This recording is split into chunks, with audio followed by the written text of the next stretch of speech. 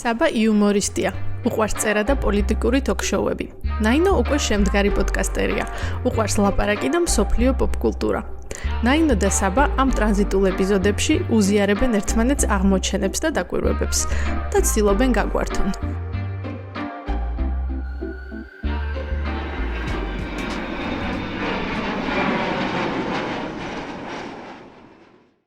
ეს აუთფიტი არის ჩემი აეროპორტის აუთფიტი.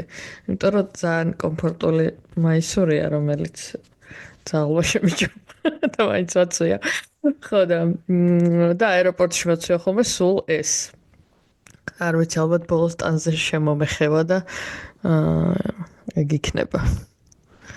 ო, ისე რა ქვია, მე სხვათა შორის ძალიან მეერე დავიწყე კომფორტულად ჩაცმა თვითმფრინავის სამგზავრო იმისთვის, იმიტომ რომ რაღაცა აქეთ მოვფრინავდი ადრე რამდენიმე წლის წინ და 8 საათი რო ჯინსები მეცვა, მაგრად გამიწოდა და მაგის მერე მივხვდი რომ მამენტ ზოლიანი სპორტულებითაც მოსულა თვითმფრინავში ჯდომა, არა რა იქ პრობლემა. აუ მე მაცვია ხოლმე ძალიან ბომჟივით. ყველაფერი ძალიან ისეთი, ფაქტობრივად სახლში როგორც ვიქნებოდი კომფორტულად ეგრე და ვაფშე ვერ ხვდები ხალხი რომელიც გამოწკეპილია შარვალ კოსტუმში არის, აი ეს პირდაპირ ბიზნეს შეხვედრებზე მიდის, აი ეგ ხალხი მაკიაჟით რო არის ზოგიერთი და კიდე აი ხალხის რაღაცნაირად ეჭვს თვალით უყურებ, რომ თვითმფრინავად რომ გადმოდიან და დაკუჭული და აი განადგურებული თუ არ არიან და რაღაცა ძალიან ფრეშ და კარგად რომ გამოიყურებიან, აი მართლა პირდაპირ თვითმფრინავად რომ შეუძლია რომ წავიდეს და რაღაცა შეხვედრაზე კიდე დაესწროს და ადამიანის სახე ქონდეს, მაგ ხალხს არ ვენდობი. და კიდე იცი ვის ვერ ვენდობი?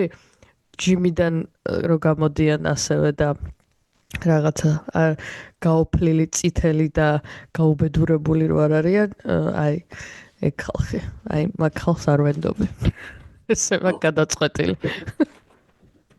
ვარ თვითმფრინავში რო გამოდიან მაგ დროს მე people watching-ით ვეღარ ვარ დაკავებული, იმიტომ რომ ის რაღაცნაირად ძალიან ღლის ვერ ვიძინებ ვერაფერ თვითმფრინავში, ანუ როგორც ოდნავ ჩამეძინება ეგრევე ვკარგავ სივრცის შეგრძნებას და მგონია რომ ჰაერში ვარ გამოკიდებული და პანიკით მეღვიძება.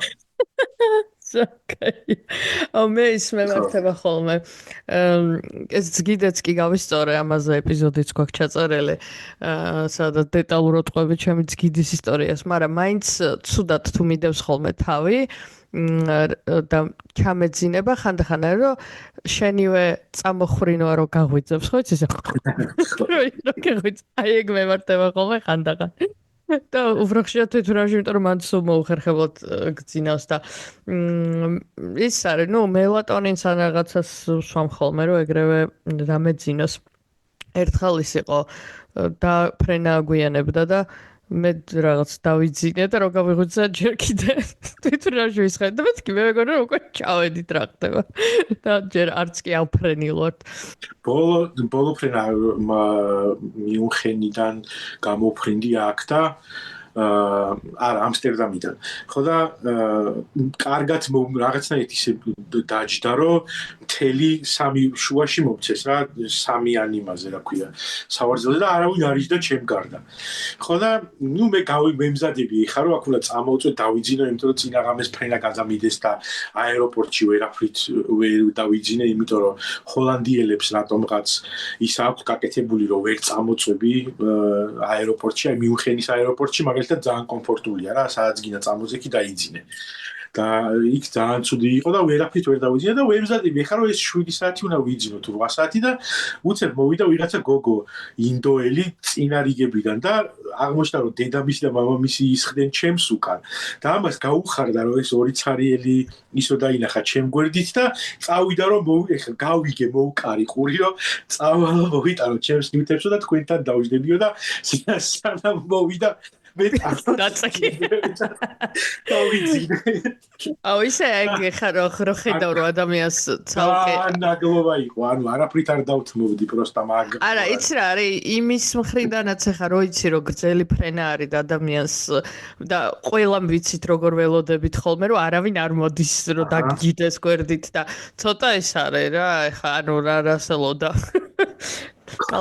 კალთაში ჩაჯდომოდა. მაგრამ იცი რა გამახსენდა ხა ხალხის დაძინების ისა კიდე ძალიან სიგიჟე ის რო არის უსახლკაროების მარო არ დაიძინონ შენობებზე რო აკეთებენ რაღაც წვეტიანებს თავებზე აკეთებენ ზოგიერთ ქალაქში გარეთ რომ ზოგიერთ უბნებში ხო და აი რა სიგიჟე არის რომ ანუ მაგ პრობლემის გადაწყვეტა რო ხდება იმითი რომ უბრალოდ მოდი ვერ დაიძინებ რა და სახლი გექნება თუ ვერ დაიძინებ სამწუხაროდ ძალიან ხშირად ადგილობრივი მოსახლეობის პოლიტიკური დაკვეთაც არის ეგ და მაგით ხდება ხოლმე ეგეთი რაღაცა ნუ იმ მოსახლეობის გაგებაც შეიძლება ხა თუ რაღაცა ძალიან ბევრი ის არის რაღაცა მომენტში შეიძლება რაღაც უსაფრთხოების თემა იყოს, რაღაცა იყოს, მაგრამ ჯამში მაინც ძალიან რაღაც არაჰუმანური სიგიჟე გადაწყვეტა არის, რომ აი მაგის გადაწყვეტი ჯერ პირველი ვისაც მოაფიქრდა ეგ. ანუ რა დონის სოციოპატი უნდა იყო, რომ ხალხი ძინებს, სახლი არა აქვთ, მოდი იმას ვიზამ, მაქსიმალურად არაკომფორტულად შევქმნი იმ სკამებს და ბორდიურებს, რომ ვერ დაიძინონ. ანუ ეგ რო იყო სოლუშენი თავიდანვე რა ვიღაცა ჭკვიანმა რომ მოიფიქრა. ნუ მოკლედ. ხო, სხვათაშორის უსახლკაროებზე გამახსენდა მე ჩემი პირველი სამსახური ერთ-ერთი უსახლკაროებთან ურთიერთობა მიწევდა ნიუ-იორკში, ბრუკლინში და ძალიან ესეთი უაზროდ სტიგმატიზებული არის ეგ ხალხი, იმიტომ რომ ჩემი გამოცდილებით, რავი, არანაირი საფრთხე არასოდეს არ მქონია და დაჟე ძალიან ჯიგრულად და გამარჯვებით ვიყავი იქ ბრუკლინის ბომჟებთან. ძალიან კაი ხარი და ძალიან კარგი ხალხია, არ ვიცი ხო და ცუდყვილად ეშინი და როგორი რაღაცა იცი, რადგან ბევრი უსახლკარო არის და ნუ არის ხოლმე რა ხა პრობლემური mental health-ის ამბავში, იმიტომ რომ უბრალოდ ადამიანი ქუჩაში არის და არაფერი არა აქვს, ხო ხდები? და შეიძლება სახლიც რო ქონოდა, მაინც ქონოდა ეგ პრობლემები, ანუ უბრალოდ დაუთრიგერა უფრო მეტად. ხო და ისა, მაგრამ ანუ აქ ძალიან ეშინიათ რა და ტყუილად ეშინია ვინმე იმიგრანტი თუ გიყურებს რომელიც ნიუ-იორკში ცხოვრობს არ მეგობრდით ბრუკლინელ ბომჟებს თურმე საბას სახელი ახსენეთ ეხა აღარ ვემახსოვრები სამწუხაროდ სხვათაშორის ერთხელ მანჰეტენზე მოვსეირნობდი და აი დავინახე რომ რაღაც სულ ხარაჩოები არის რა მანჰეტენზე და კარჩე ხარაჩოებიდან გამოდიოდა ვიღაცა უსახლკარო ხალი რა ეს რაღაც დიდი ის მოქონდა ბოთლებით და რაღაცეებით სავსე და ხელში ეჭირა დაკეცილი კოლგა და კაროჩე რაღაცა ისეთი სიჩქარით მივდიოდი რომ აი უნდა გადამეკვეთა და დაახლოებით 3-4 ნაბიჯის ადრე ვიფიქრე რომ უეჭველი გადამარტყავს მეტი ამ კოლგას თავში თქო მასი აქითა ყველაფერი კარგი და სხვათაშორის მე მაგით მეგობრები მეგობარი მახლა და იმას ვეუბნებოდი რომ მეთქი ეს achievement-ი გავხსენით თქო რომ ნიუ-იორკში უსახლკარო კოლგამ დრუზა თქო და ეგეც მაქვს პატარა ის ნიუ-იორკის ქუჩებიც და საზოგადოებრივი ტრანსპორტი და ყველაფერი ანუ რა ერთი გიჟი აუცილებლად უნდა შეხვდეს ცხოვრების მანძილზე მინიმუმ კი ბატონო ხო და ეს რა ქვია სხვა რა ხდება შენ ცხოვრებაში ან თუ გინდა მე მოგიყვები შენ მომიყევი იმიტომ რომ მან აღდგომის ამბები და რაღაცეები როგორ ჩაიარა ეგენი მომიყვა აღდგომის ამბები ან მე რომ მეკითხები აღდგა Have you heard the news? ანუ საერთო ეროვნული დღესასწაული ხო არის რომ აღდგა ჭეშმარიტად. კი, მაგრამ ანუ საერთოდ არაკომპეტენტური ვარ იმაზე სალაპარაკოთ აღდგომაზე რა ხდება და აღდგა რა ვიცი, ყველა ამბობს რომ აღდგაო და დაუჯეროთ. ის ანუ აქ კაი არაფერი არ ხდება, ამიტომ ცოტა მიჭირს პოზიტიურად ლაპარაკი და რამე იმაზე გადავერთები, რაც ვუყურე ამ კვირების განმავლობაში და რაღაცები, რაც ძალიან საინტერესო რაღაცები აღმოვაჩინე. ერთ-ერთი არის Netflix-ზე რაღაცნაირად მიმდინარე შოუები, რასაც უყურებ ნელ-ნელა უფრო პასიურ რეჟიმში გადავიდა და ესეთი დასაბინჯი არაფერი აღარ მქონდა და Netflix-აც თითქმის ყველაფერი ისი რაღაცა ნახვაც ღირდასავით, მე მგონი ყველაფერი ნანახი მქონდა, მაგრამ ერთ-ერთი ჩემი ესეთი guilty pleasure-იც არ არის, არაფერი guilty ამაში არ არის, ვერთობით გადასარევად, რაღაცა reality show-ები არის კონკრეტული რა. ხო და ერთ-ერთი მიმართულება არის ესენი სხვადასხვა ქვეყნების real housewife-ების არაამერიკული ვერსიები რა, მაგალითად ბოლივუდელი ცოლები, არ მახსოვს ბარბისთან ეს მოყოლილი მაქვს თუ არა, მაგრამ მაგალითად ესეთი შოუ არის, ბოლივუდელი ცოლები არიან და ბოლივუდის ბომონდის ისა real housewife-ური reality. ხო და ეგ რამდენიმე ნაირი დევსი კიდე რაღაცა აზიელებზეა და იქ ძალიან საინტერესო პერსონაჟები არიან და მოკლედ რაღაცნაირი რეალიტიები არის, რასაც უყურებ. ხო და dating show-ები დიდად არ მიყვარს რა, იმიტომ რომ ეს რაღაცნაირი ყველა რო ლამაზი არის და და რაღაცა ვერ ხედავენ ერთმანეთს, მაგრამ ნუ შეუყვარდებათ ერთმანეთი და რაღაცა ეგეც დიდად არ მიყვარს, მაგრამ მაგ dating show-ებში ასევე ეთნიკური თემები სადაც არის, ისინი მაინტერესებს, თუ რაღაცა კულტურული მომენტი არის და ერთ-ერთი არის ინდური მაჭანკალი ქვია, ქართულად რო გადავთარგმნოთ, Indian matchmaking-ია და ინდუსი ქალია, რომელიც წლები არის ამით არის დაკავებული და ძალიან საინტერესოა. მეორე არის ებრაელი matchmaker-ი არის და ეს ამერიკაში ემიგრირებული რა, მაგრამ ნუ რა ემიგრირებულიც არა, ამერიკელი ებრაელები, ვიღაცები, ვისაც უნდა რომ ებრაელებთან შექმნან ოჯახები და მაღაზია არის, მოკლედ და ძალიან საინტერესოა რა, აი რაღაც ეგეთ რაღაცებში ცხოვრებისეულ გამოცდილებებს და მაგალითებს სადღაც ვიღებ ხოლმე. ან ჩემთავს ვატყუებ უბრალოდ რომ ტრეშს ვუყურებ და ანალიზი ადამიანის ფსიქოლოგია.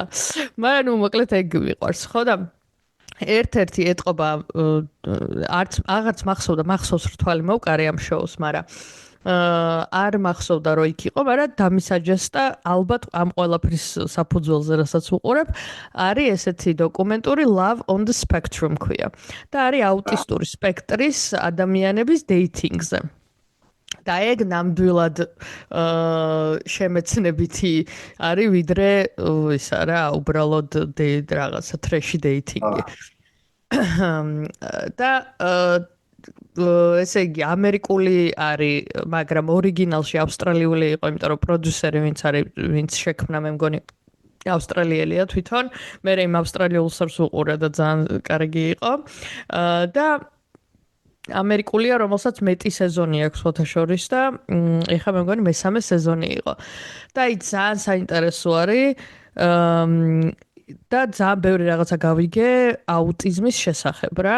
ანუ მივხვდით იმისა, რომ ისედაც ვიცოდი რომ ის რაღაცა 10 რა აუტიზმს არ იწვევს და ასე შემდეგ, მაგრამ თვითონ ირგვლივ არ მყავს არავინ, ვისაც ეთლის დადასტურებულად, რომ ანუ ვიღაცებზე ეჭვი გვაქვს სამეგობროში, მაგრამ დადასტურებულად არავინ არ იცის. საბუთიანი აუტისტი არავინ არ არის. ხო და ამიტომ ბევრი რაღაცები არ ვიცი ამ შესახებ რა და ძალიან საინტერესო არის, იმიტომ რომ ამათი ოჯახებიც არიან იქ თავისი ეს რაღაც გამოცდილებების გაზიარება ხდება და მოკლედ იმაზეა რომ ანუ არაფერი განსხვავება არ არის, უბრალოდ ტვინი აქვთ მოწყობილი სხვანაირად და საყროს რაღაც სხვანაირად აღიქვამენ და social ნაწილი უჭირთ რა, რომელიც აი ადაპტირების ამბავში უფრო მეტი დრო ჭირდებათ, რომ სოციალიზაცია გაიარონ და შეძლონ ხალხთან ურთიერთობა ისევე როგორც აი მე რომ მივხვდები რომ შენთან როგორ უნდა ვიურთიერთო, იმას დრო ჭირდება და დასწავლა ხდება მისთვის ამ social cue-ებს რასაც ეძახიან რა, ამ რაღაც მანიშნებლებს, რომ მიხვდნენ სად როგორ უნდა მოიქცნენ და ძალიან პირდაპირები არიან რა ყველაფერში. ხო და დანარჩენი ანუ მათაც უნდათ სიყვარულის პოვნა და ყველანი იყვნენ აი როგორი მოტივირებული იცი რომ ეს თავის მეორე ნახევარი პოვოთ და მოკლედ ზოგი პოულობს ამ შოუს მანძილზე, ზოგი შოუს დახმარებით, ზოგი შოუს გარეთ, მაგალითად ერთ-ერთმა ტიპმა პოპულარული რო გახდა ინსტაგრამიდან ვიღაც დეითებზე იარა, მე ვიღაცა ონლაინ გაიცნო და აი ძალიან ისეთი ადამიანურია და მე სხვების ემოციებსაც რო კითხულობ და ერთმანეთის მიმართაც აი როგორ ისა იცი რომ დეითინგს რო შოუებს რო უყურებ და აი ყველა რო იმაზეა რომ ვინ ვის მოტყნავს ახლა და ვინ ვისთან ეკრება და აქ არის როგორ იცი რომ შეიძლება შეგეხო და შეიძლება რაღაცა მესამე დეითზე რო ეკითხება რომ შეიძლება რომ გაკოცო და კი და ლოყაზე რო კოცნიან ერთმანეს და აი რაღაც მოკლედ ისეთ ადამიანურ ემოციურ და კაი ამ კონექშენის თემები ამოაქვს და არა რაღაცა ვიზე აუდგა რომ ცოტა რაღაც რწმენა გიბრუნდება ადამიანობის რა და თან რაღაცნაირად სტანდარტებიც სხვანაირად გიყალიბდება რომ რო უყურებ როგორი ურთიერთობა აქვს და ეს რაღაც დეითზე როგორ იქცევიან და განსაკუთრებით რაღაც კაცებს რო აკვირდები რა და მოკლედ ისეთი აი wholesome-ს რასაც ეძახიან არის ქართულად როგორ არის ეგ სიტყვა არ ვიცი მე მგონი არ გვაქვს მეც მგონია რომ არ გვაქვს მაგრამ აი wholesome show არის ხო და მოკლედ მაგ rabbit hole-ში გადავარდი მე ატიპიური ქვია სერიალია ეგ უკვე და აუტისტური სპექტრის ბიჭზეა რომელიც ეს სამყაროში რო გადის და როგორ ვითარდება და იზრდება და თინეიჯერია და რაღაცა და ძალიან კარგი შოუა ასევე და მოკლედ ვინმეს თუ გაინტერესებთ ისე რომ თან გაერთობით და თან ძალიან ბევრ რაღაცას გაიგებთ აუტიზმის შესახებ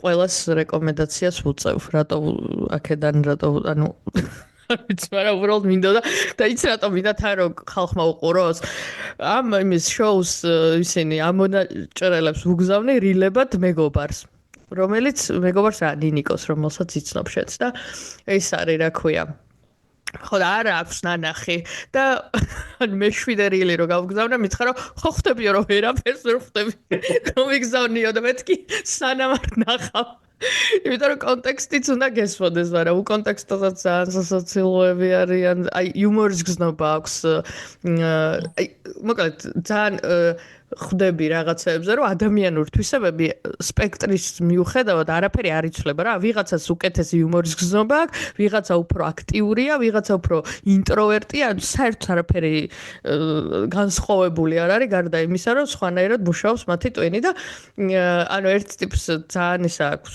კარგი იუმორის გზნობა აქვს რა და ეს ისინი ძალიან მიყვარს მაგის მოკლე ვიდეოები და იმას უგზავნით ხოლმე მაგრამ არაფერი არ არის და არ ვიცი ოდესმე თუ ნახავს და ვინმეს მინდა რომ გავუზიარო და არ ვიცი ვინ უყურებს ჩემდა გაიზიაროს ჩემი ემოციები მაგრამ იმას თუ შეიძლება გამოეხმაურეთ ნაიკს კი რო რილები გავაზიაროთ და ერთმანეთს ველაპარაკოთ და არ დავასპოილერებ ვინ ვისთან აბამს ურთიერთობებს მაგრამ ძალიან საყვარელი ისინია რა მომენტები ამათი რომანტიული ურთიერთობებისა და რაღაც ისეთი არის აი როგორიც უნდა იყოს რომანტიული ურთიერთობები good very good მე თუ აღნიშნავ რომ არ შეგპირები ვარ იმას რომ ნახავ თქო ვიცი რომ ჯერჯერობით ვერ ნახავ ყოველ შემთხვევაში მე არ ვიცი ხო არა დაპირება არ მინდა მაგრამ რაღაცა სადღაც უნდა მეთქვა და მე მგონი აქ ყველაზე ადვილად შეიძლება იმიტომ მეტი არაფერი არ მოხდება აუცილებლად რომელიც გამოგიხმაურება მაგ ხო ვიღაცას ისევე ეყარება რეალიტი შოუები როგორც მე ოღონდ არა სტანდარტულები და იმიტომ რომ ადრე დავწერე სადღაც რომ 90 days fiancé-ს უყურებ მეთქი და აღმოჩნდა რომ ვიღაცა უყურებდა ჩემ გარდა თურმე friend list-ში და ვიღაცა გამოჩნდება. ხო, ხო. რაც ნახე ეგ ანუ კონსეპტი ვიცი, მაგრამ ხო ვიცი რომ ძალიან ტრეში არის და ერთი ტიკტოკერი არის.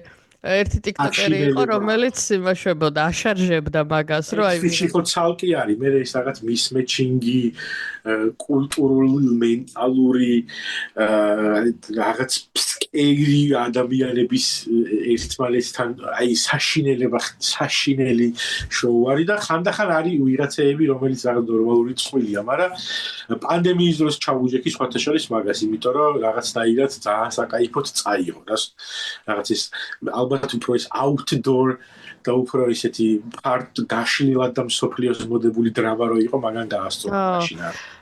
უი, პანდემიის დროს მე ვუყურებდი იმას და განახევარ მე მგონი მსოფლიოს Tiger King-მა გადაატანინა პანდემია. Yes. ხო და მაგ შოუში აი ყველაზე მეტად ის მიყვარდა რომ მანდაც ყველას უყვებოდი რომ მეც კი უყურეთ და ყველაზე მეტად რა მიყვარდა იცი რომ საერთოდ არ ვიცოდი რას ველოდი ანუ საერთოდ არ ვიცოდი რა არის მაგრამ თან დიდად არაფერი რო არ ხდებოდა ისედაც ახლა ის არ მჭირდება ბევრი დარწმუნება რომ რამე ეგეც უყურო და მაგრამ მინიმუმ სხვა რაღაცებში მოლოდინი გაქვს რა სათაური და რაღაცა აქ უბრალოდ აზრზე არ ვიყავი რა ხდებოდა და თან ძალიან საერთოდ ანუ რაღაცა რედნეკებზე ძალიან ზედაპირულად ვიცი რაღაცეები და ეს ღრმად საერთოდ აზრზე არ ვიყავი ამიტომ ანუ ყოველი ეპიზოდი იყო რაღაცა მოვლოდნელობა იმიტომ რომ ახალი პერსონაჟი ჩნდებოდა და აი მახსოვს რომ ეგრევიუ მქონდა და ხალხს მაგიტო ეუბნებოდა რომ მეთქი უნდა უყუროთ აუცილებლად იმიტომ რომ ყოველ ეპიზოდში ვიღაც ახალი ადამიანი ჩნდებოდა და თავიდან ადეკვატურად იწყებდა ლაპარაკს და გეგონა რომ აი ხა ეს მაინც ნორმალური ტიპი იქნება და მე არა აღმოჩნდებოდა რომ ვეფხმა ხელი მოაჭამა და ოღონდ ანუ ეს მეფხის ხელის მოჭმაც რაღაცა გიჟი ისტორია. მე ის ტიპი რო იყო ვიღაცა პროდიუსერი იყო თუ რაღაცა ადრე ეძმაკაცებოდა ამ Tiger Kings ერთ-ერთი ვიღაც ტიპი იყო და თავიდან ძალიან ადეკვატურად დაიწყო რაღაცებს ლაპარაკი და მე ეგეც რაღაცა სერიის ბოლოს ის რო აღმოჩნდა არამხანა რო აღმოაჩნდა ბოლოს. ის ხო ის კიდე ცალკე ის ანუ საგიჟეთი ეგ იყო რომ ყოველ ეპიზოდში ესა ვიყურებდი რომ აბა ეს თუ ნორმალური იქნება და არა მე ის რო ყავდა ვიღაც campaign manager-ი თუ ვიღაცა თავიდან რომელიც მენეჯერი იმიტომ იყო რომ Walmart-ში მენეჯერი იყო და campaign manager-ს რო გადაიყვანა. ანუ თავიდან რაღაცას ლაპარაკობდა მახსოვს და რაღაცა პოლიტიკაზე რაღაცები ლაპარაკა რა და მეთქი ოკეი ანუ ეს ალბათ შედარებით ადეკვატურია და მე უცბად რაღაცა ისეთ ხდება. თქვა რომ მეთქი არა ოკეი ანუ არავინ აქ ნორმალური არ არის. ხო და მოკლედ ის იყო კარგი. მათ შორის არსებობს ერთი ადამიანი ჩვენს საერთო წრეში, რომელიც მინიშნებას მოგცემ, უბრალოდ არ მინდა რომ შევარცხინო ეს სახალხოდ. მაგრამ მიხვდები ყველაზე დიდი TV show Buffy, ვინც არის ჩვენს სამეგობროში, ეგ ადამიანი წარმოიდგინე, მაგას არ აქვს ნანახი Tiger King. არა იმენა კულტურული ფენომენია. მე ცალკე ანუ ეს რო დამთავრდა, მე ცალკე ისიც მასაზრდოებდა რომ მიმების ჯგუფი იყო რაღაცა და Tiger King memes იყო და ცალკე მე ეს იყო რაც მასშებოდა რა ქვია მე ზოგადად ეგ ჭირს ხოლმე რაღაცას რო ძალიან მოგეწონებად რო უყურებ და მე აი კიდე რო გინდა რომ გაიღვივო რაღაც გაიხსენო და სხვა კონტენტს მაგასთან დაკავშირებულს რო ეძებ რა რაღაცა მსახიობების ინტერვიუები რაღაცეები უი აი მაგაზე სხვა შეს ერთ-ერთ მსახიობზე მინდოდა მე თქვა შენთვის გამეზიარებინა კონკრეტულად. ხო და ეგრე ვარ ხოლმე ბევრ რაღაც შოუებზე. მოჭერი. ხო და მოკლედ მაგას ვუყურებ ხოლმე მე შოუ რო დამთავრდება მისაზრდოებს იმ ემოციებს ეს ინტერვიუები და რაღაცეები. ოკეი. გასაგებია. ხო და შენ შვები ხოლმე ეგრე თუ მე ვარ ეგეთი რაღაც. არა მე ვიცი ხოლმე უბრალოდ ის ამოჩემება რაღაცა რილებს ვუყურებ ხოლმე და შოუები და ძირითადად. ხო და არა ეხლა რო ვფიქრდები, ხანდახან არის ხოლმე რომ უბრალოდ მაინტერესებს სხვა განსადაგლა თამაშები, რომ აი რომელიღაც მსახიობი თუ არის, მაინტერესებს ტრანსფორმაციას როგორ აკეთებს როლიდან როლზე. ეგ ჩაციკლა მაქვს რატომღაც მეებზე რა. რომ იქ რაღაც სხვა როლში როგორია, აქ როგორია, აი მაგითი ვაფასებ ძირითადად მსახიობებს. ხო და თუ გავაძრე ხოლმე სამი, აი მაგალითად რეინ უილსონი მევასება მაგპონჩი, რომ Six Feet Under-ში არ ვიცი გახსოვს თუ არა, იქ სხვა არის და ერთ სეზონში არის იქ რუთის საყვარელი რო არის, რომ მაგათაროს გადმოვა საცხოვრებლად. ვა, ხო, საერთოდ არ მახსოვს, იმიტომ რომ ძალიან ბევრი. და ვაიცი ცალკე რა, ხო და მაგპონჩი აი ეგ შედარებები მევასება ხოლმე და მასე თუ სადმე სხვაგან ვიპოვი, ეგ ინტერვიუები არა, ხო, აი მაგას ვეძებ რა, კაროჩე სხვა როლებს, რომ ნახო როგორი არის, როგორც მსახიობი. რა საინტერესო. მე რაღაცეთ მეგონა რომ ყველა რა, მაგრამ არ მეგონა რაღაც სპეციფიური, მაგრამ ეტყობა ეს არის ყველას თავისი. გაგვიზიარეთ თქვენ რას აკეთებთ ხოლმე შოუების ყურების მერე რომ გაიხანგძლივოთ ის შეგზავნა. მე აი როგორ რებით ჰოულებში მივდივარ, იცი, აი რაღაცა ინტერვიუები, მერე მის სამერეს, აი ხ მაგალითად ხო ის იყო რომ Severance რო არის სერიალი. ქართულად არ ვიცი რა ქვია. ეგ არ ვიცოდი რომ ბენ სტილერი ყოფილა მაგის რეჟისორი. და ძალიან ის ვიყავი დაბეჭდილი და გაოცებული და მე იმას რა პოდკასტებს და რაღაცებს კიდევ უსმენ ხოლმე მე ამ კრეატორებთან და ასე შემდეგ. თითქოს ანუ არა და არ მცალია ადამიანს მკითხოს. მაგრამ მეც არაფერს არ ვაკეთებ თავისუფალ დროს და ეგეც არის ალბათ. ხო და მე კიდე რა აღმოვაჩინეთ და ეგ აღმოჩენები მიყვარს ძალიან, რომ ბენ სტილერის мама ვინ იყო იცი? ანუ მსახიობი ყოფილა ეგეც. და საინფელდში იმის мама ყოფილა და ლარი დევიდის პერსონაჟს თამაშობს. ოკეი. რა ქვია და მავიწყდა, მაგრამ მოკლედ. ანუ საინფელდი არა და მეორე პირველი. მაგის მშობლები ვინც იყვნენ, მამას თამაშობდა ბენ სტილერის мама. და თან რაღაცა ასაკში მოუპოვებია ის რა ქვია. ესეთი სტაბილური ის როლი და ძალიან უყვარდა მოკლედ ეგ ისაა და ძალიან შთაბეჭდილი ვიყავი. ანუ აი ამ რებით წარმოადგენ, ანუ Severance-ის ყურებით დავიწყე. მე აღმოაჩინე ბენ სტილერი არის რეჟისორი. მე ვუსმინე პოდკასტს, რომელშიც ბენ სტილერი თავის რაღაც სხვება Severance-ზე მათ შორის და ზოგადად თავის კარიერაზე და მე იქიდან აღმოვაჩინა რომ მამამისი არის ის და ძალიან ანუ ისეთი აღთვალებული ყავი და ვის გავუზიარო ხოლმე ეს არ ვიცი. ჩვენ დაგვიძიებთ. ხო აი ვის აინტერესებს ეს არ კიდია ხოლმე. არა, რატო აინტერესებს ხალხს, კაცო, მეც მაინტერესებს. რა უნდა მეთქვი, გამოვიწნა. ხო, მე აი კიდე რა მევასება, ისი აღმოჩენა მევასება მსახიობებში და სელებრიტებში, როცა არიან ისეთი, რა ქვია, ვიანები რა, აი როგორ პონჩიცი, აი მაგალითად ნატალი პორტმანს რო ჰარვარდი აქვს დამთავრებული. არა, ეგ მაგ პონჩიც არა დაჟე რა, ანუ აი KNP-ი ხო იცი?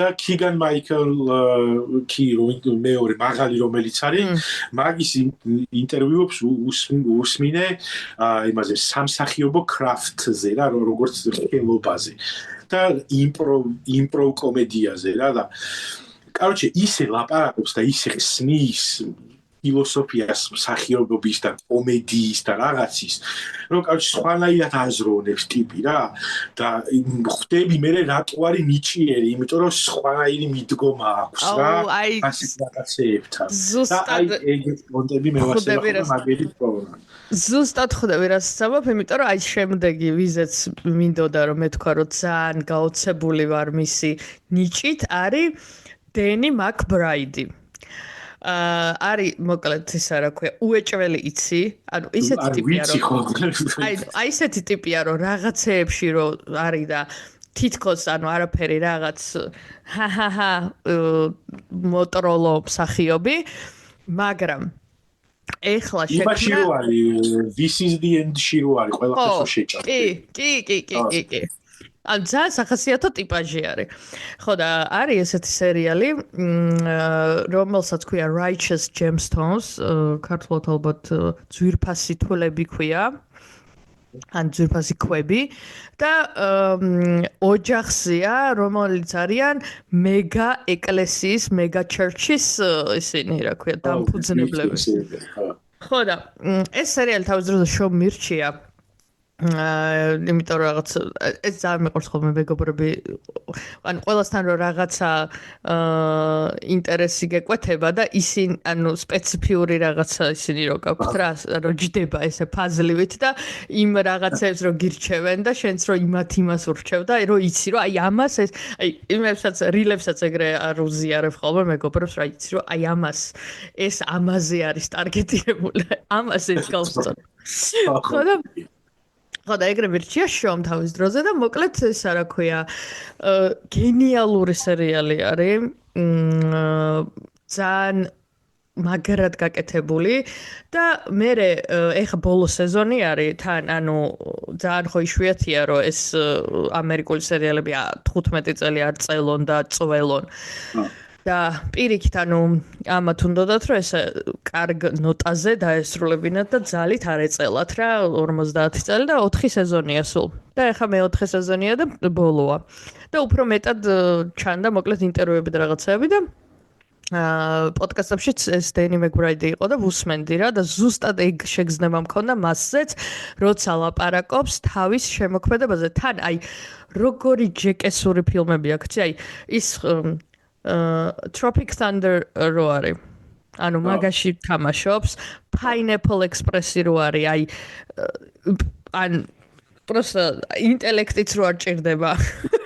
ისეთ ფილმები, მაგრამ სინამდვილეში აი მაგ უინტელექტო ფილმებს რო ინტელექტი ჭირდება იმისთვის რომ ხარისხიანად უინტელექტო იყოს, აი მაგაში რო არის ხიბლი, აი ძალიან მიყვარს აი ეგ მაგის გააზრება რა, აი ზუსტად ის რომ იუმორში რამხელა ინტელექტი არის სინამდვილეში ჩადებული და ჩასადები და უნდა გქონდეს რომ ეგეთი აიკონიკ რაღაცები გააკეთო.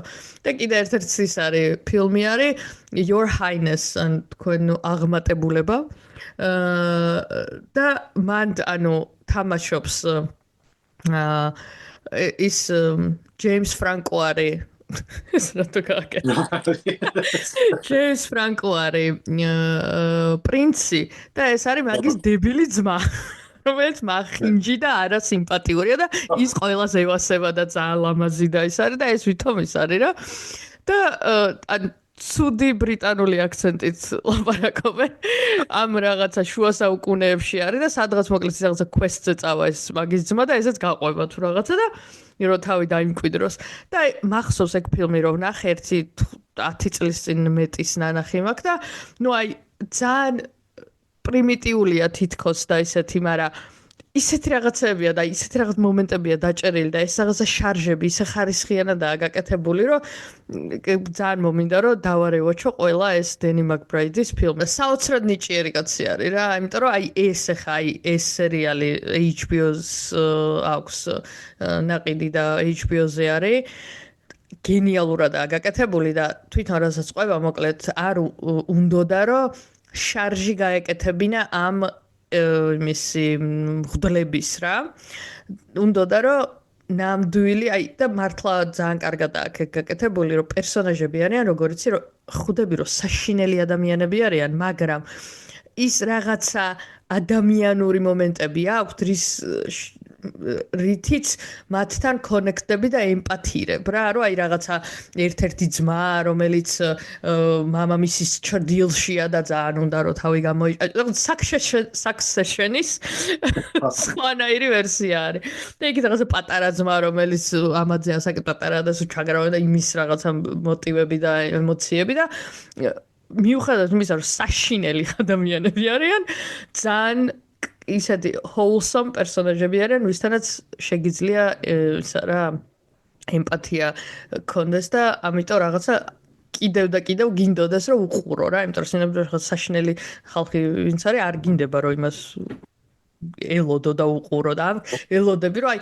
კიდე რა ყლეობას იზამენ, მაგრამ თან აი ამ ადამიან მომენტში რას გამოავლენენ თავის რაღაც სისტემებს და მაგაზე მოკლედ რომ ლაპარაკობს რომ ესე მემფისის იმაზე გვინდოდაო მემფისის მაფიაზე ვფიქრობდიო სერიალის გაკეთება მინდოდაო და რაღაცა მოკლედ ხარშავდიო ამ იდეასო და ხარშავდიო და მე ამ მეგა ჩერჩის თემა წამოიწია მის მეშ და ძალიან ითქლიქდო რა და რომ მეგა ანუ და მართლა ანუ ეს მეგა ჩერჩი მე მაფიოზებივით არიან და აქ ნუ კიდე უფრო მეტად გამძაფრებულია და თან თვითონ იმიდან ვარო რა ქვია სამხრეთიდანო და იცის რა ეს სპეციფიურად რაღაც პერსონაჟებიც ვიღაცეებზე დაყრდნობით აქვთ გაკეთებული და ის ძალიან კაი სერიალია ისა შენ შეიძლება ეგეც ძალიან გაგისწორდეს ხო არა მაგის ვაპირებდი მაგის ნახვას ის სხვათა შორის მეგა ჩერჩებზე და ეგეთ პასტორებზე თუ გაინტერესებთ რეალურად რა ხდება ამ ქვეყანაში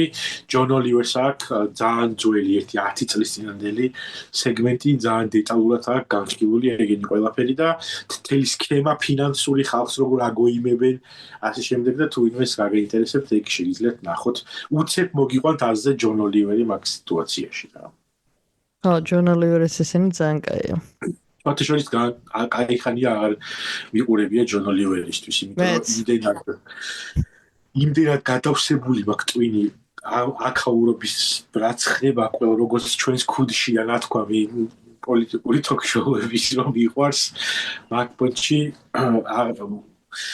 რაღაც დროს იყო რომ ინფორმაციას ვიღებდი ხოლმე მაგათგან რა კომიკებისგან ძირითადად აი კოლბერსო დაждდა რომ უყურო ჩათვალე რომ საინფორმაციოს უყურებ რა Daily Show-დან ვიღებ მე ინფორმაციას მაგალითად ხო და ანუ ჩვეულებრივი საინფორმაციოს ის არის და მე არ ეთყობა ამ rabbit holes ჩავყევი ამ საინფორმაციოში და ტოქსიკურ საინფორმაციო აუზში ვარ სამწუხაროდ და ამიტომ კომიკოსებისთვის აღარ ვრჩება ხოლმე დრო რომ ინფორმაციას მათი თვალით ხო მე ხა მან ვარ სადანაც მაკედან ვიღებ მთელ ინფორმაციას Daily Show-ს უფრო აქტიურად ვუყურებ ვიდრე ადრე მაგრამ ის რა ქვია ჯონ ოლივერი მეც დიდი ხანი არ მინახავს მაგრამ ჩემი საყვარელი ჯონ ოლივერის ეპიზოდი აი ეს არის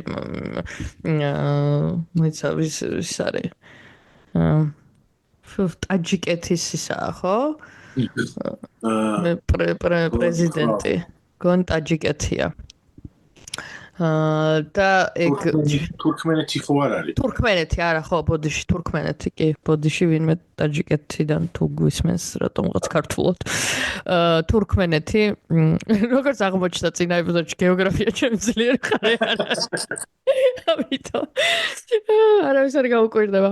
ხო და ეს თურქმენეთის პრეზიდენტზე მაგრამ უბრალოდ ანუ ხო რაღაცა 5 წლის წინ არის მე მგონი ეგ სიუჟეტი გაკეთებული და იმდენად რეალისტური ხდება ქართული რეალობისთვის რომ უკვე ძალიან მტკივნეულად მახსენდება ანუ მანამდე რომ იცინოდე აი ხა ზუსტად მაგ გზას რომ ადგა ხარ იქ ყველაფერი რომ ერთი ოჯახის ირგვლივ ტრიალებს და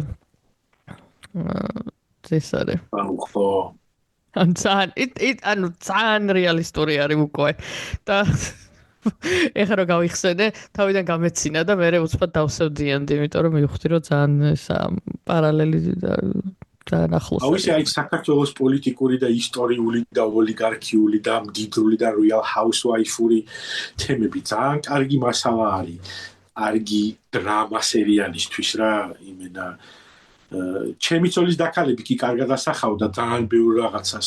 მაგრამ მაინც უფრო ის იყო რა კომედია გროტესკი და მაგ-პონჩი. აი იმენა დრამა რო გაიჩითოს რაღაცა მაგ თემებზე მაგრად გაასწორებდა სხვათა შორის. ეხლა გამახსენდა რომ პირველად რო უყურე მე მგონი Real Housewives ვიღაცასთან ერთად განვიხილავდით იმას რომ ქართული Real Housewives-ები ვინ იქნებოდნენ და როგორი იქნებოდა და აღარ მახსოვს ვინ იყო. არა ეხა გამახსენდა და ძალიან გამეცინა მაგრამ ხო ჩემ ცოლის დაქალებთან იქნებოდა ისა პარალელი იმედია ოდესმე რამე იქნება ეგეთი ნუ ზოგადად იმედია რომ ქართული პროდაქშენი საქართველო იქნება დაინო ჯერ ეგ და მეორე რომ ხო რაღაც კინემატოგრაფია უფრო მრავალფეროვანი გვექნება, იმიტომ რომ რაღაცნაირად აი ამ ტრაგიკულ სულ რაღაცა ისეთი დრამები გვაქვს სივრცეც არ არის რომ აი კარგი ხარისხიანი კომედია რომ გააკეთო აი მაგაზე სუმილანდებოდა ხოლმე ისა რომ რა კარგი საბჭოთა მოკლემეტრაჟიანი ფილმები ქართული რა კარგი ტრადიცია გქონდა მაგისი და საერთოდ გამქრალი არის რა და მოკლემეტრაჟიანი ფილმები რაც მაქვს ბოლო პერიოდში დაანახიან ყურმოყრული ყველა რაღაცა დრამა არის და რაღაც სოციალური უბედურება არის რა აი ქვევრი და ფეოლა და ეგეთი რაღაცები აქედან ანუ იმერული ესკიზები. აი ეგ ისა. თან აი ეგ სპეციფიური მაგდო ძალიან მიყვარს ამაზე ერთ-ერთ ეპიზოდში ბარბისთან სულ ლაპარაკობდით რა გვაცინებში ვამბობდით და აი ეს მიყვარს და სიყვარული ვენახში კი არა და ვაიმე არა სიყვარული ყველას უნდა სიყვარული ვენახში მე ვახსენე რომ ეხლა ხას დადეს მე მგონი იმაზე კავიაზე და მაქედან ეთყობა ჩამებეჭდა სიყვარული ყველას უნდა აი ეს კახური მომენტები იმერული ესკიზები აი ეგ რაღაც მაგიტო რაღაც მებებია ელკო და ილარიონიც ყველასთვის საყვარელი არის, იმიტომ რომ აი ეს რაღაცა კუთხური ელემენტები არის თან კარგად რა. სამწუხაროდ დუმბაძის ქალიშვილი ანუ არ ვიცი, რა ხდება? ეს ოჯახების დეგრადირება რატო ხდება?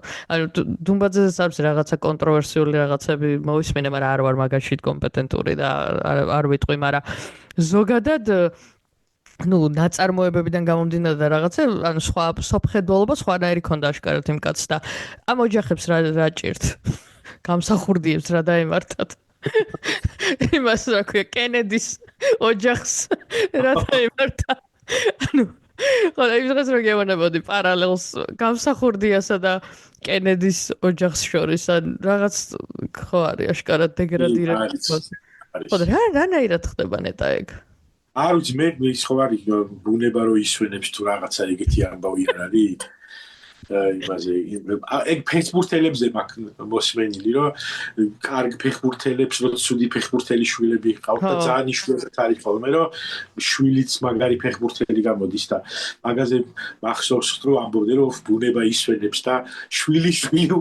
შვილზე გადახტება ეხლა და ამ შეიძლება ხო და აქ პირიქით ანუ შვილი კიდე უარესი არის და ხო ეს კენედი შვილია ხო თუ შვილი არ არის ეს კენედი არის რობერტ კენედის შვილი არის ანუ ჯონ კენედის ძმის შვილი არის ოკეი ხო და ეს არის ან ალბათ გარემო ექნებათ ისეთი სადაც არ ჭირდებათ რომ ძალიან თავი იჩინონ და ცოტა აღზრდის ამბავიც არის რომ გაზარმაცებული არიან თუ რა ვიცი მე, მაგრამ უფრო ინტელექტუალური თემა მაფიქრებს რა.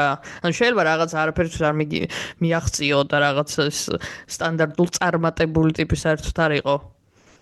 მაგრამ ტვინი ნორმალური ადამიანი იყო. რა ხდება? რატომ ხდება ეგ? არ ვიცი, ნამდვილად არ ვიცი. აღზრდის ამბავია თუ ბუნების ძალიან მაინტერესებს. ხო, მაგრამ მეორეს მხრივ ბევრი ისეთებიც არის ხოლმე, რომ კარგი შთამომავლების მოყვება ვიღაცებს. მაგრამ არ ვიცი, ხარ მახსოვს ვინმე კონკრეტულზე არ დენებია სიმართლე რომ გითხრა. ხო არა, ეს უბრალოდ იმ დღეს ვფიქრობდი და რაღაცაზე მოკლედ ეს კენედის ნიუსი შემომხდა და მანამდე რამდენიმე დღით ადრე გამსახურდიას რაღაც ისინი იყო რა ქვია საუბრები და ძალიან ეგრევე და მეკალიკატო ისო მეთქი როგორ მოხდა ეს აი ეს ორი ეს პარალელი გამევლო რაღაცნაირად ტვინში რომ ძალიან გავსერთო. ანუ აი ტრამპის ოჯახებში მაგალითად ყველა ყლიანი ხო? ხო, იქ კონსისტენტურად არიან. აბსოლუტურად. ხო და ისა სხვათა შორის ეხა გამახსენდა მაგაზე ადრე წავიკითხე GQ და იქ ემპათიაზე და რაღაცეებზე რომ ილაპარაკე იქ მდიდარ ადამიანების იქ იმ ჯემსტოუნების ამბავში ცოტა ემპათია თავის დროზე გამიჩნდა იმაზე რა ქვია დონ ჯუნიორზე რა იმიტომ რომ GQ-ში ძველი სტატია არის და გირჩევთ წაიკითხოთ სხვათა შორის ძალიან დიდი სტატია არის იმაზე თუ როგორ იზრდებოდა დონალდ ტრამპ ჯუნიორი იმ გარემოში რა და მაგალითად პირველ როცა დედამისს რო უთქვია დონალდისთვის, ანუ მამამისისთვის, რომ შენი სახელი უნდა დავარქვაო და დონ ჯუნიორი უნდა იყოსო, ამისი რეაქცია რა ყოფილა, იცით? რომ აუ არ დაარქვაო, ლუზერი რო გამოვიდეს, მე ჩემი სახელი რო ერქვასო. ანუ თავიდან რომ წმენა აქ შენი მამა შენს მაინც ხვანაირი შეგრძნება არის. იცი რა არის, ანუ ემპათი, ანუ ყველას მიმართ შემელია, რომ ემპათიური ვიყო, მაგრამ რაღაცა ზღვარი გადის, სადაც თუ ჩემს კეთილდღეობასთან იკვეთება, მათი ემპათირება. ანუ ამ პერსონაჟების მიმართ ემპათია უფრო მარტივია, იმიტომ რომ გამოგონილი პერსონაჟია, რომელიც რაღაც არაფერი გავლენა ჩემს რეალობაზე არ აქვს, მაგრამ აი ნებისმიერი იმ ძალაუფლებაში მყოფი ადამიანის მიმართ ემპათირება გაცილებით რთულია, იმიტომ რომ ისინი ქმნიან იმ გარემოს, თან მით უმეტეს აი ესეთი ხმაურიანი ტიპები, იმ გარემოს ქმნიან, რომელშიც ცხოვრობთ ყველანი და ამიტომ ანუ შემიძლია რომ გავუგო და გავიგო რატომ არის ის ესეთი, რომ ანუ რაღაც მასკი რატომ არის ყლე ძალიან გასაგები არის, მაგრამ არ ემპათიის გრძნობა არ მიჩნდება, რომ აი საწყალი არ მიჩნდება რა, თორე ძალიან კარგად მესმის რატომ ვიღაცები ყალიბდებიან, როგორებიდან და წყალიბდებიან და რა ბავშვობის ტრაუმები და ასე შემდეგ. უბრალოდ რავი, ანუ რაღაცა ეტაპის მერე ეგეთი ოჯახებიდან გამოსული ადამიანები სულ მინდა ხოლმე რომ ყველას უნდა მე მგონი და რაღაცნაირი მოლოდინი გვაქვს მე მგონი ბევრ ადამიანს, იმიტომ რომ რაღაც ის ფოლკლორიდან და რაც პოპკულტურიდან გამომდინარე გვაქვს მე მგონი ეგ მოლოდინი რომ რაღაც ბოროტ მამას დაარებელებს ეხა თავისი შვილი და ეს ეგ მოლოდინი და ვინმე გახსენდება ეგეთი რომ აი რაღაც მეცნება იყო მაგალითად რომ ლევან ვასაძეს თავისი რომელიმე შვილი დაურებელებდა სერიოზულად რა აი ეგ დრამა მინდოდა რომ დადგმულიყო საქართველოში და სამწუხაროდ არ მოხდა ეგ და სულ მე ვფიქრობ ხოლმე რომ თუ არსებობდა ეგეთი დინამიკა რომელიმე მარტო საქართველოში კი ზოგადად სოფლიოში რა რომ აი მამას დაურებელა რაღაც ეროვნულ დონეზე და რაღაც მთელი ქვეყნიერების დონეზე ეგეთი ვერავინ ვერ გავიხსენე რა. საბოლოო ჯამში ყველა რაც მამას უნდა საკეთებს რა. ხო, ეგ მაგრამ მე მგონი რომ მამას უნდა ავტორიც იმას აკეთებს, რაც მამას უნდა. კი, ეგ ძალიან სავდიანია ყველას. სავდიანი ეგ არის. ხო და იცი რა არის, ეხა გამახსენდა ქალები გამახსენდა ეგეთი და ძირთადად ისედაც ქალებს ყველაფრისთვის ბრძოლა უწევთ და მე მგონი მან უფრო მეტად ჩვენთვის ბუნებრივია ეგ რებელობა, თუ რებელობთ, ყველაფრის მიმართ რებელობა უფრო მარტივი კი არ არის ჩვენს იმაში დევს რა, არსში, თუ რა ვიცი როგორ თქვა. ხო და ეგ გამახსენდა ეხა რომ ეს იყო, ესე წინ აღუდგა, მე მგონი კორკოტას ანუ შვილია განდეგილი მისგან. რამდენიც უბრალოდ ანუ ესე ალბათ პირდაპირ სულ იმაში არ არის, მაგრამ ანუ არიზიარებს მისსა და რაღაცა თქვა ერთხელ ან ორჯერ აქვს ალბათ ფიქსირებული. და მეორე გამახსენდა პროტესტების პერიოდში იყო ეს კუხიანიძე რა ქვია, მსახიობი რო არის. ნუცა? ხო, ნუცა. მამამისი გამოდგა რაღაცა ძალიან ყლექოცა. და ძალიან ღიად აღუდგა და გაიმიჯნა მის მეებს რაღაც მოსაზრებებს და ინტერვიუც იყო მე მგონი და ასე შემდეგ. ასე რომ ისევ ქალები ხოჭოღობენ. კი ბატონო. მაგრამ ისე რომ აი ძალიან აი რაღაც რავი გავლენიან უდიდესი გავლენიან ხალხში არ ვიცი ხო მაგრამ ნუ კორკოტას ცოტა გავლენა არ ქონდა იმ თავის გარემოში პრინციპში რაღაც ეტაპზე. მე მგონი იცი რა აი ეგ დარებელების თემა შეიძლება იქიდან მაგ ჩარჩენილი მონანიებიდან რა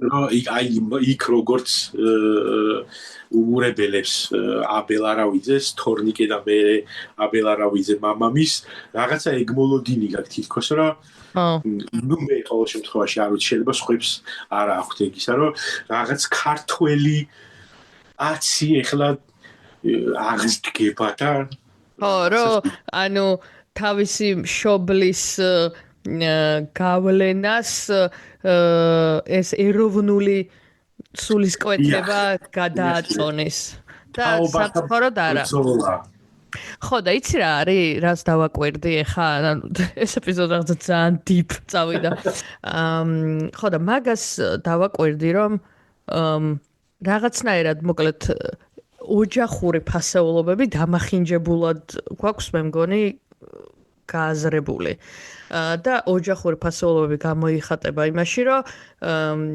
ოჯახზე არაფერი არ უნდა თქვა წინ არ უნდა აღუდგე მათ საპირისპიროდ არ უნდა წამოხვიდე და რაც არ უნდა იყოს მაინც ოჯახია და მაინც ანუ keep it in the family უნდა ქნა რა და ეს დამახინჯებული ასევე პატრიოტიზმის აღქმელ ხალხში ეგ ფასეულობებიც ეგრე არის. აი რაღაცა მოკლედ მათ ტვინში სხვანაირად ლაგდება სხვა ფასეულობათა სისტემა აქვთ რა. აი პატრიოტიზმი როგორც იგივე ის რაღაცა თავარია მშვიდობა არის მაკედან მაგ კუთხიდან რო ესმით ესეც მაკედან ესმით რომ ოჯახიდან არ გაიტანო დრამა თუ რაც არის და არა ის რომ შენ ანუ ოჯახური ფასეულობებამდე სხვა ფასეულობები არის რომელიც ადამიანად და რაღაც ღირსება რაღაცა რაც გაქვს და მაგას თუ არ შეესაბამება ეს შენი ოჯახი მანდ ხედავ იმას დისონანს რებელობ მაგრამ ამათვის ეს ოჯახი უფრო წინ არის ვიდრე სხვა დანარჩენი და ღირსებაზე ყველაფერზე იტყვიან უარს, მაგრამ თავარია რომ ოჯახია რა. და მაგ მაინდსეტიდან ვერ გამოდის ბევრი. სხვათა შორის ეხლა გამახსენდა უცებ. მე მგონი რებელობის დამახინჯებული ვარიანტიც ნახეთ ჩვენს წინათაობაში რა. ჩვენ ჯენექსმა, ქართველმა ჯენექსმა დაარებელა სულ იმაზე არის ხო გახსოვს ერთ-ერთი პარადოქსი ის არისო რომ ინტელიგენტების და განათლებული ხალხის შვილები რო განგსტერები და ის გაიჩინენ რა ძველი ბიჭები სულ და ეგ იყო ალბათ ერთგვარი რაღაცა რებელობა ამათ წინააღმდეგ რომ რაღაც კომფორტულად მოწყობილ ცხოვრებები ჰქონდათ ზოგი ნომენკლატურაც იყო რაღაცა იმაზეც დადიოდა პროფესორ ხაჩიკიანიც იყო რომელიც მოსკოვში ჩადიოდა რაღაც ენდოკრინოლოგების კონფერენციაზე და ეს დაარებელეს თქვა შვილებმა ოღონდ ეს გამოუვიდათ იმ რებელობაში რომ ერთმანეთი დახოცეს რა და ეგეც გადაჭითა ხო იმიტომ რომ მანდ ფასეულობების თანხვედრაზე კი არისო ალბათ რაღაც lifestyle-ზე იყო მე მგონი უფრო მეტად პრობლემა რა რომ აი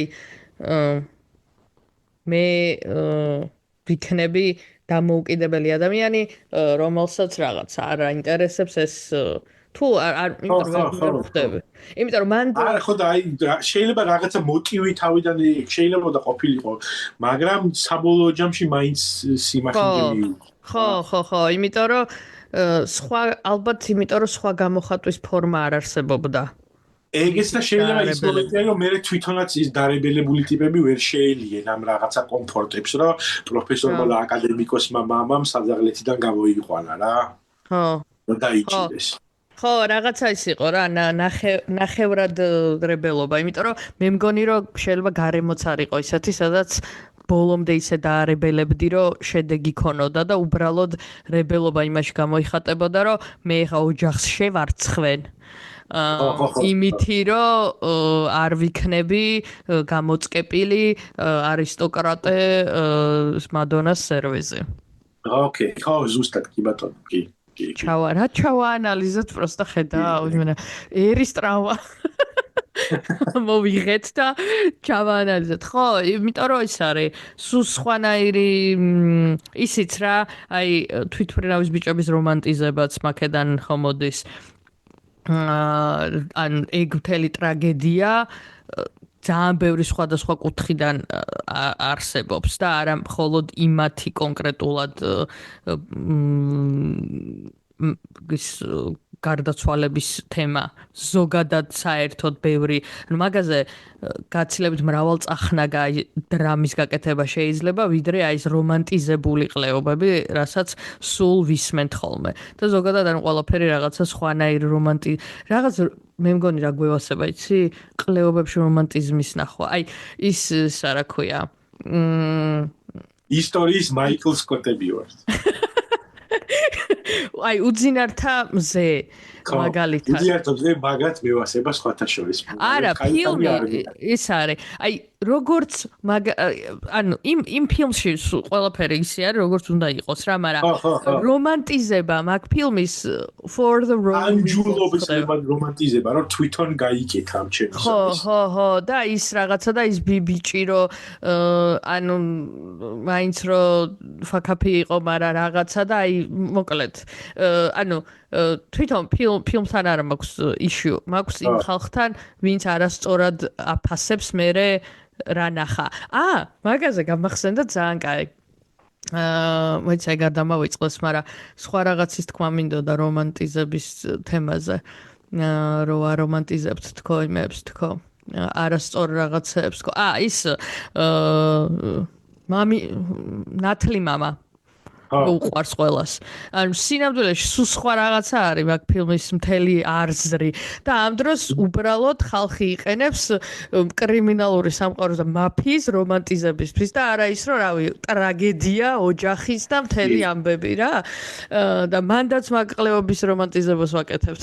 ამ ეპიზოდს ყლეობის რომანტიზებას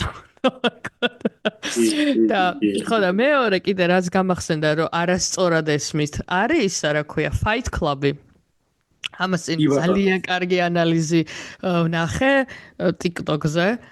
ცოტა TikTok-ზე დიდხანია შევსულა. TikTok-ზე ვნახე ეს თავი ვიმართლე რომ მაინც ყველაფერს TikTok-იდან არ ვიგებ. ბოლო დროა დიდხანია არ შევსულა, ჩემი აზრებიც გამაჩნია. მაგრამ ეს გამახსენდა რომ TikTok-ზე იყო ძალიან კარგი ანალიზი იმისა რომ როგორ არასწორად აქვთ გაგებული და სინამდვილეში სულ სხვა იდეა დევს და როგორ არომანტიზებენ ტაილერია მე მგონი ხო ეს ალტერ ეგო ტაილერ დერდენი ხო და სულ სხვა რაღაცაშია სინამდვილეში აზრი კი ბატონო yes ხო და არ ვიცი ეს ანუ თემა მორევაზე არ არის საერთოდ მაგ ხო და ის კაი ტიპი არ არის. და სულ სხვა ის არის. ხო და საინტერესოა ეგ არ ვიცი როგორ ფორმირდება. რის საფუძველზე ხდება. აღზრდის ამბავია ფასეულობის ჩამოყალიბების თუ რის საფუძველზე არის რომ გვამახინჯებთ რაღაცებს.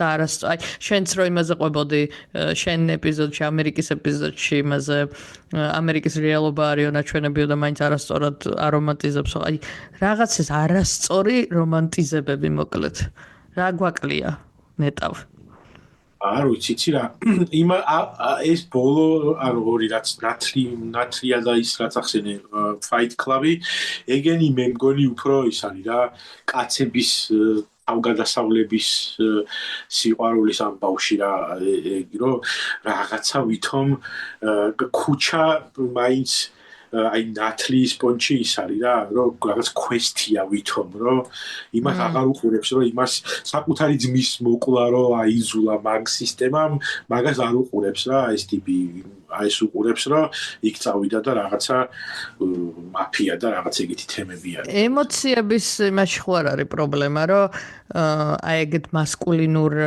კონტენტში, რომელიც კაცებზე არის ორიენტირებული, ემოციის შეგრძნება მარტო მაგ სიმძაფრით ხდება და გამართლებულია.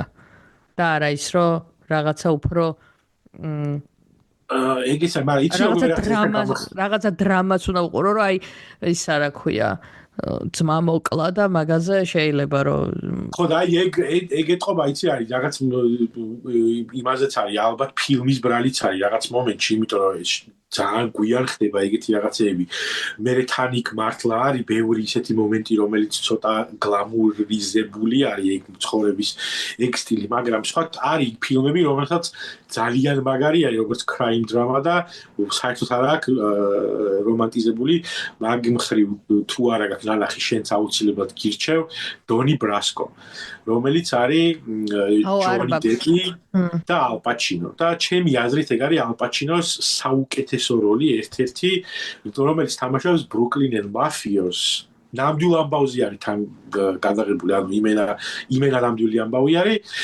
ბრუკლინელი მაფიოზი რომელიც არის რომელსაც აქვს ეგზისტენციალური კრიზისი იმიტომ რომ he's not moving up რა ამ სამყაროში და ბევრი რაღაცა აქვს თან გაკეთებული რა და ამ ტიპს თავისი ამ ემოციური გატეხილობის გამო ჩაავლებს FBI აგენტი undercover და აი ამათ ადამიანურ დრამაზე არის მთელი ეს ფილმი და ეს FBI აგენტი როგორ ცუდად არის იმიტომ რომ ამ სამყაროში ამ ყველაფერს უყურებს და რაღაცა და მოკლედ ერთ-ერთი აი მაგ ფილმს რო უყურებ კარგადაც აჩვენებს მაგ სამყაროს მთლიანად რა და თან რომანტიზებულიც არ არის ხო და არ ვიცი ეთყობა ის არის იმ კოპოლას ბრალიც არის მაგაში რომ ცოტა ზედმეტი მომვიდა იქ თავისი საუნდტრეკი ხო აი ცალკე იმენა რომ ჩაიგღვენქება მომენტებში ხო იცი მაინც მაგრამ იცი რა არის მან ანუ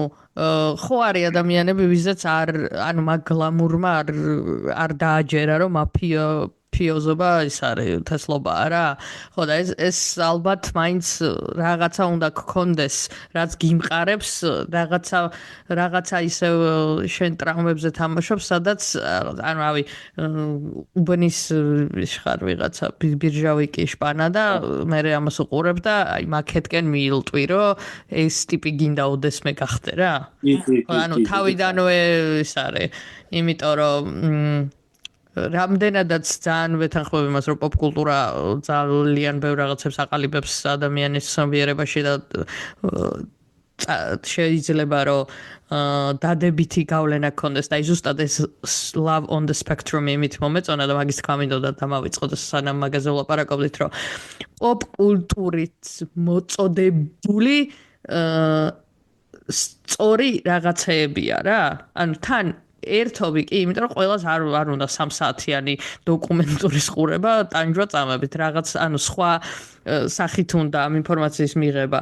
მაგრამ თან მნიშვნელოვანი ინფორმაცია, იმიტომ რომ რაც უფრო მეტი awareness-ი არის ამ თემის ირგვლივ უფრო მეტი ემპათიაა და მეტი გაგებაა და მეტი ინკლუზიურობაა და მაგიტო მევასება ისიც ეს ნილ დეგრას ტაისონი რომელიც ასტროფიზიკას პოპკულტურის საფუძველზე ავრცელებს და ზოგადად მოკლედ ეს ძალიან მომწონს ინტელექტუალური და რაღაცა ესეთი სოციალური რაღაცეების პოპკულტურით მოწოდება იმიტომ რომ თან გასართობიც არის და თან შემეცნებითიც არის და ახალ რაღაცებსაც იგებ და გაცლებ დიდ აუდიტორიას წოდები ხო და ეგ ის არის ხო და მოკლედ იმ კოპოლოს რო დავუბრუნდეთ მაინც ალბათ იმ ადამიანებშია პრობლემა ვინც არ რომანტიზებს ვიდრე მაინც კოპოლაში რა ხო ეგეც არის მაგრამ თან იცი მე ვიღაცა მრჩეველიც უნდა ყავდეს მე მგონი ეგეთ რაღაცაზე რომ მსჯელობ ვიღაცა ტიპი რომელიც გიდგას და ის ცოტა გაქაჩული ძველი ბიჭი არის და გეუბნება რომ ხო წამოვიდვიჟენიოთ ერთად იმიტომ რომ მაგათ მეტი არაფერი არ აინტერესებს ვიღაცას ჩააო ხელი და დაითხრიონ და ეგ თუ ვიღაცა არ ყავს ტიპი რომელიც აგიხსნის რომ რაღაცა ცოტა სხვანაირად უნდა შეხედო მაგას ეგ ყველაფერი მოქმედებს კი სამწუხაროდ ხო, როგორც Fight Club-ი კიდე ხო ცალკე არის, იმიტომ რომ Fight Club-ი ხო იმენა მარტო ხელა კაცების ინსელების და მაგათი ის გახდა, რა ქვია. მეკის ღმერთი და რაღაცა და ტაილერ დერდენი არა და საერთოდ სხვა თემა არის. Короче. ხო და მაგაშია საქმე რომ რაც არ უნდა, ანუ იმას დაინახავს ის ადამიანი, რაც უნდა რომ დაინახოს რა, საერთო ჯამში და ამიტომ რაღაცა უფრო დიდ თემაში კი არა, არ ვიცი, აი ოჯახი აღზრდა და გარემო უნდა იყოს მნიშვნელოვან როლს თამაშობდეს იმაში, რომ სწორი ფასეულობები ჩამოგიყალიბდეს იმისთვის, რომ ეგეთი რაღაცების სწორი ანალიზი შეძლო. ანუ რაღაც მაგალითად body image-ზე თუ ლაპარაკობთ, თუ ოჯახშიც 24 საათი დიეტაზე და იმაზე გელაპარაკებიან ესთეტიკაზე, გაცილებით უფრო მეტად მოწყვლადი ხარ. მე მაგალითად მქონდა ეგ მაგალითი რომ იმის ჩემი ცხვირი არ მომწონდა თინეიჯერობისას რა თქმა უნდა ვის რა მოწონს თავისი და ბებია ჩემი ყოველთვის მელაპარაკებოდა იმაზე რომ ეს ინდივიდუალიზმი რაღაცა სახე ესა და რომ გაენეიტრალებინა ეს ჩემი insecurity-ები და თან ოღონდ ანუ კი არ მატყუებდა რაღაცებს, მაგრამ ეხა მე როგორც ვეტყვი ისევ teenagers და გააზრებულად და ამ პერსპექტივიდან ისიც დასრული ადამიანის პერსპექტივიდან რომელიც გამოუცია და გამოუვლია, რაღაც მაგალითებს მიყვებდა რომ რაღაცა როგორ თვით ისე და ანუ თვით შეფასების პრობლემას არ მიღვივებდა რა და შესაბამისად ეხლა რაღაცებს რომ ხედავ გავუთავებ რაღაც Instagram-ის გლამურს არ ჩემში არ იწევს რაღაც არც შურს და არც სურვილს რომ მაქეთ მივილტყოდე, იმიტომ რომ თავიდანვე არავინ არ ჩამინერგა ეს საჭიროება ამ გლამურის და იმისი რა რაღაცა სხვაზე იყო აქცენტი და ალბათ მაქედან მოდის რომ თუ სწორ რაღაცებს ჩაუნერგავ. ო არა, რა თქმა უნდა, მაგას ძალიან დიდი მნიშვნელობა, რომ ეგ რაც გესმის და მე თავისთავად ხო ეგ ყველაფერი მე რაღაც მოქმედებს იმაზე რომ კომპლექსებს აიკიდებ თუ არა. სახლიდან იწყება ეგ ყველაფერი რა იდეაში ხო და თავისთავად ეგ მომენტი არის, რომ თქვათ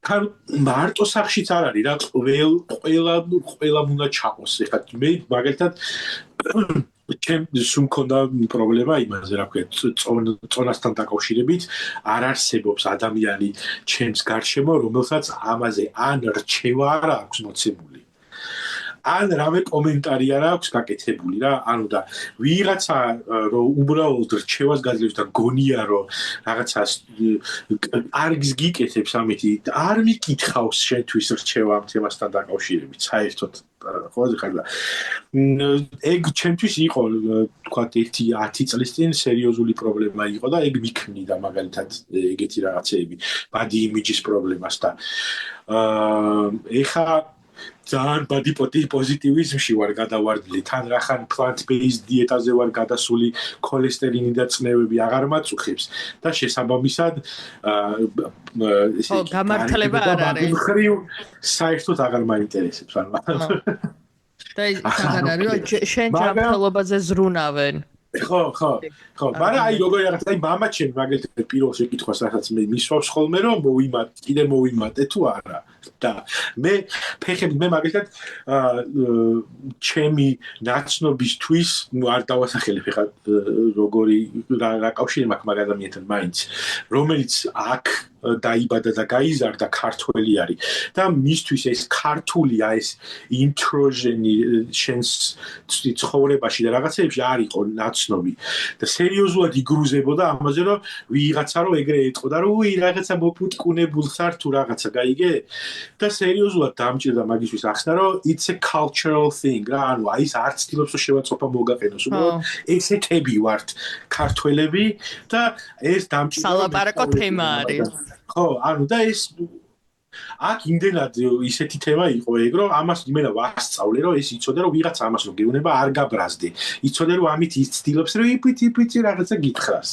რაღაცა კავშირი დაამყაროს და რაღაცა სხვა რაღაცა ანუ არ აქვს სხვა სალაპარაკო სამწუხაროდ და მაგაზე. ხო, და რომ დავუბრუნდეთ ესე იგი გავლენებს და შესაბამისად გარემოს და მაქედან მიღებულ წარმოდგენებს, ეგეთი პატარ-პატარა დეტალებიც კი არათუ კოპოლას ფილმის ნახვის მერე ვიღაცა რომ რაღაცა დებილობას გელაპარაკება, ეგეთი პატარა კომენტარები თუ ინტერაქციებით სერიოზულ გავლენას ახდენს, რა თქმა უნდა. ხო, მაგის გადაწონო ალბათ იმითაც შეიძლება რომ უფრო მეტი ადამიანი სხვა ხრივ არის ღია და რაღაცა იგივე body image-ზე ყველა რაღაც plus size და ასე შემდეგ და ასე უფრო მეტად ხედავ რაღაც ის არის, ოზემპიკთან ერთად გაცილებით უფრო რთულია.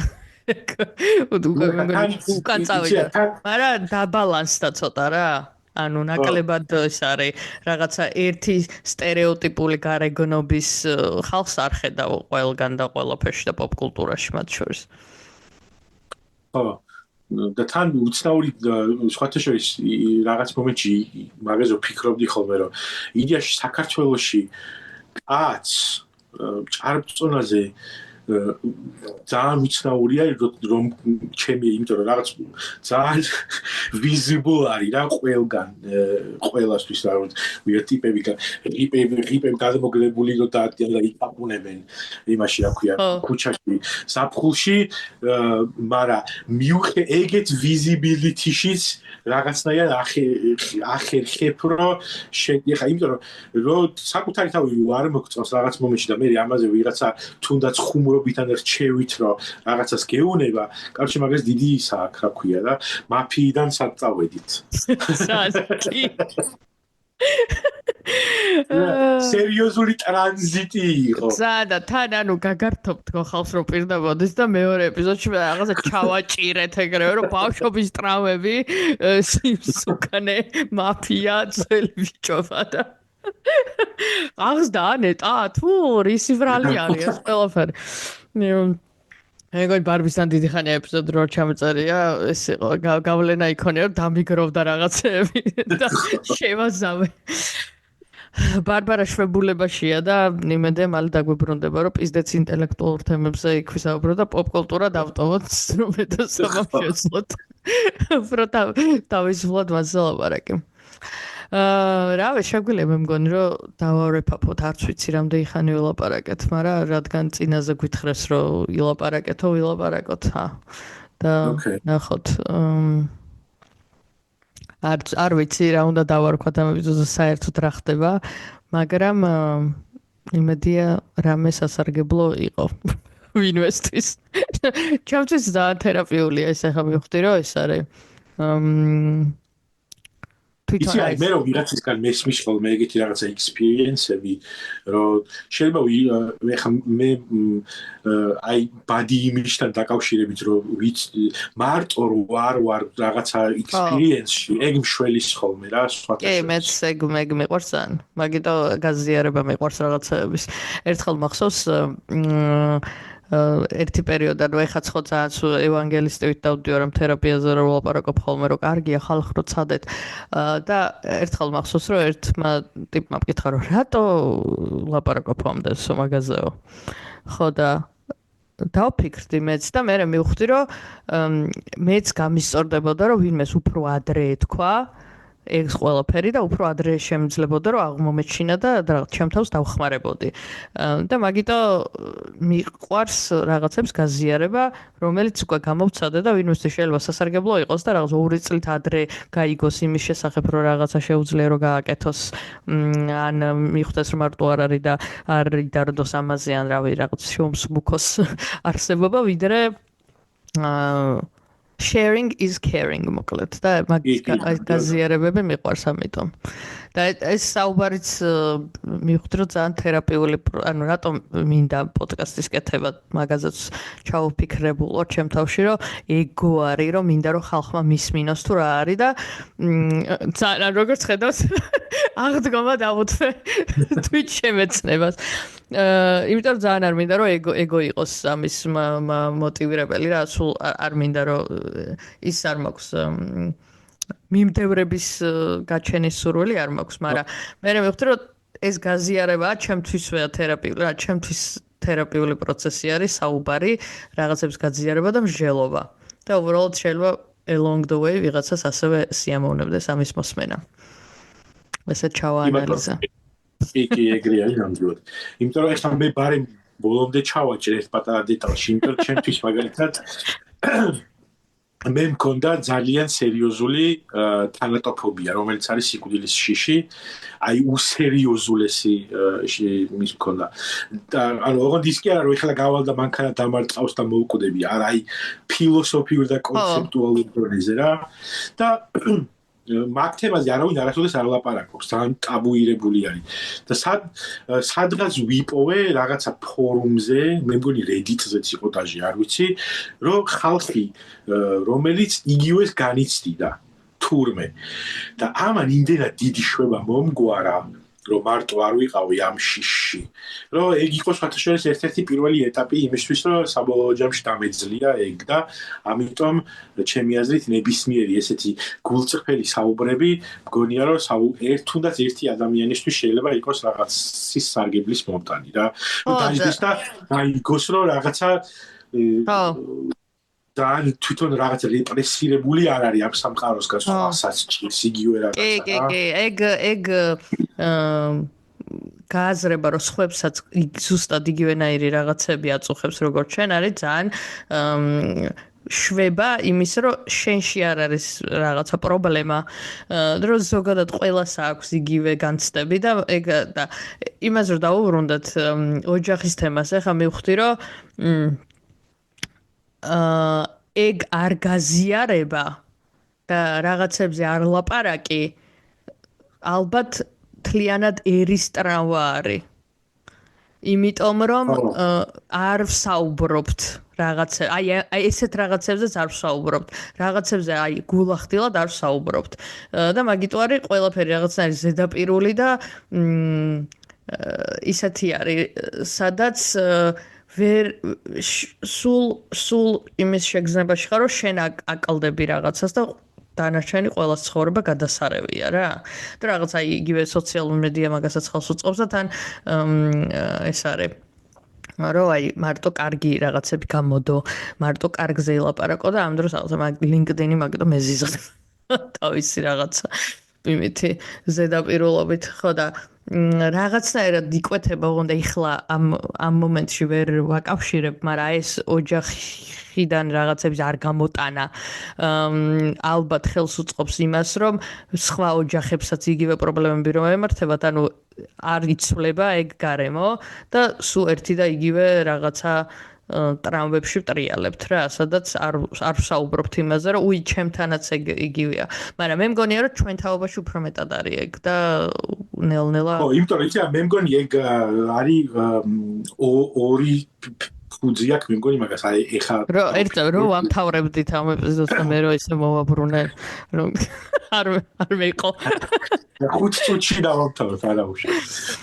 აი სამ ერთი არის მე მგონი ალბათ საბჭოთა ტრამვა არის ეგ იმიტომ რომ იქ ვერავის ვერ ენდობოდი და ვერ ლაპარაკობდი და რაღაც მომენტში ან სირცხვილიც იყო ის რომ თუ გიჭირდა რაღაცა იმიტომ რომ ყველა კარგად უნდა ყოფილიყო და თუ გიჭირდა ესე იგი რაღაც სირცხვილის დაფაზე უნდა გამოგეკარი აფონიასავით და მეორე ჩემი აზრით მაგას მოყვება ასევე ქრისტიანულ ბიბლიური თემა იმიტომ რომ ისე რა ქვია ძველი აღთქმის ტრამვა ის არის რომ თუ შენ ცუდად ხარ ესე იგი ღმერთი გსჯის და თუ ღმერთი გსჯის ესე იგი რაღაცა დააშავე რა ხო და ამ ორი სინთეზი ჩვენში საბჭოთა და ქრისტიანული და საბოლოო ჯამში მივიღეთ ეგ მე მგონი ან შეიძლება ვაკეთებ პარამეთში არა, კარგი მომეწონა ეგ ინსაიტი, იმიტომ რომ აი ზუსტად ეგ აკლდა ეხლა რაზეც რო ფიქრობდი საიდან რა შეიძლება და კავშირი ყოფილიყო, არის მაგაში სიმართლე კი.